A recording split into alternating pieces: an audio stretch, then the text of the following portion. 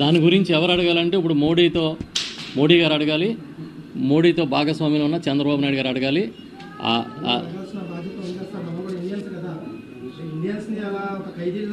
నూటికి 100% అలా పంపకూడదు.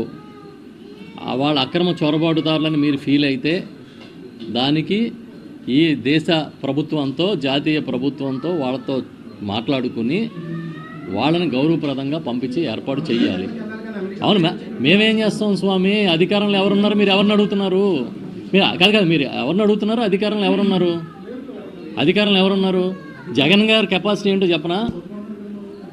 2018లో పాదయాత్ర చేస్తుంటే శ్రీకాకుళంలో 22 మంది మత్స్యకారుల్ని పాకిస్తాన్లో ఆపేశారని, అక్కడ అరెస్ట్ చేసి లోపల పెట్టారంటే నేను వచ్చిన తర్వాత తీసుకొస్తానని చెప్పి ఒక టీముని పెట్టి పాకిస్తాన్ నుంచి 22 మంది మత్స్యకారులని సురక్షితంగా భారతదేశానికి సురక్షితంగా తీసుకొచ్చి శ్రీకాకుళంలో వాళ్ళ ఇంటికి అప్పచెప్పి ఒక్క కుటుంబానికి 5 లక్షల రూపాయలు ఇచ్చారు. అది జగన్మోహన్ రెడ్డి గారి మార్క్.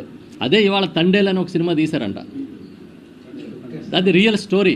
అది జగన్ కెపాసిటీ. పాకిస్తాన్లో వాళ్ళనే గౌరవప్రదంగా తీసుకొచ్చింది జగన్ అయితే, చంద్రబాబు నాయుడు గారు ఇవాళ వరకు ట్రంప్ గారు మీరు తప్పు చేస్తున్నారు, ఎందుకు స్టేట్మెంట్ ఇవ్వలేదు? అది అడగండి. అది అడగట్లే మీరు. అధికారంలో అపోజిషన్ కాదు స్వామి, అధికారంలో లేని వాళ్ళు అడుగుతారండి. అధికారంలో ఉన్నవాడిని వదిలేసి అధికారంలో ఉన్నవాడిని అడగాలా, లేనివాడిని అడుగుతారా? అడగండి మరి.